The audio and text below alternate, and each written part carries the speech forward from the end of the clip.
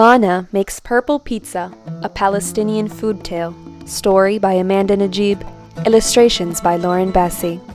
It's Sunday morning and Lana wakes up to the enticing aroma of freshly baked bread wafting through the air.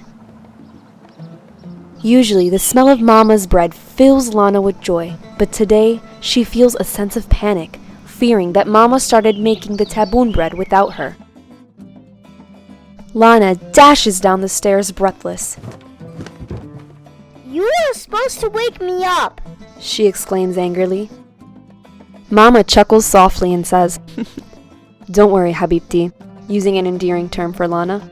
"I only started on the bread." "I wanted to make it." Lana frets. "I told Sito and Sido that I would make purple pizza from start to finish."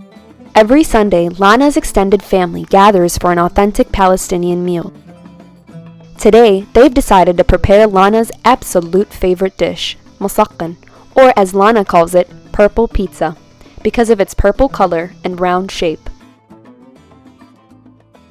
Msakhan isn't just Lana's favorite meal, but also Palestine's national dish. Lana's mom has emphasized the importance of preserving their family's culture and recipes in the face of efforts to erase their Palestinian identity. So today, Lana is in the kitchen with Mama, ready to learn. Mama already finished the first step, making fresh bread called taboon. She has a clever trick for getting the same taste as back in Palestine. She bakes the bread on a bed of rocks. Because Palestinians are indigenous to the land, all their recipes and food come from things that have consistently grown and been present in Palestine. Next comes the tearjerker, chopping onions. So many onions. As Lana's eyes tear up, she can't help but think that having a big family may not be as much fun when there is so much cooking involved. But Mama reassures her that cooking is a labor of love and, more importantly, a part of their Palestinian heritage. Hospitality and generosity are deeply ingrained in our culture, Habibti, Mama says. When someone knocks on your door, you invite them in, feed them, and chat the night away. You'll never leave a Palestinian home hungry. After what seems like hours, Mama and Lana finally finish chopping 2 bags of onions. Next, they season the chicken before placing it in the oven to roast. Now, the highlight of the dish, the golden green olive oil, pressed in the olive groves of Hizma, their village. Mama grabs the bottle and pours it into the pan. Olive trees are the most prevalent in Palestine, and Mama remembers every October there would be a week-long celebration to harvest the olives. That was my favorite time of year. The whole family gathered around. We picked olives, sang, and danced in the groves for days on end. Once the olive oil reaches a sizzling temperature, we add in the onions, filling the kitchen with their irresistible aroma. Low and slow, Mama says, as they patiently wait. Now is Lana's favorite part, the seasoning.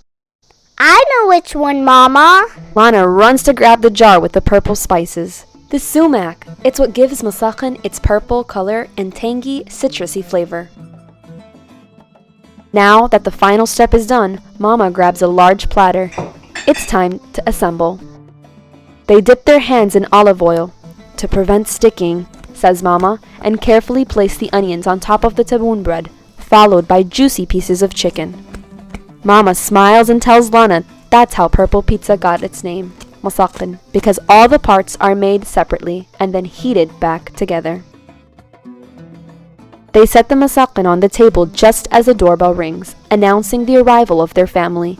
The anticipation builds as everyone gathers around. It's finally time to eat. Lana's heart swells with excitement as she watches her family dig into the Msakhan. As they take their first bites, the compliments start pouring in. Lana feels a sense of accomplishment and pride, knowing that her hard work in the kitchen has paid off. As the meal continues, Lana listens to her family's stories about their ancestors and their homeland. Sito and Sido share tales of their childhood in Palestine,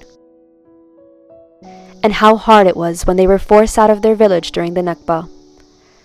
Lana's heart aches thinking about how difficult it must have been to be forced to leave everything behind. But then her heart swells with pride as she realizes that she is a part of a rich and resilient history that stretches back generations. After the meal, Mama thanks Lana for all her help and says how proud she is of her.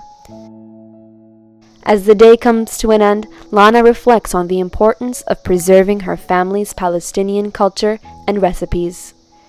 She realizes these culinary traditions are not just about food, but also about passing down stories, memories, and a sense of identity. Mama, next Sunday, can we make makluba?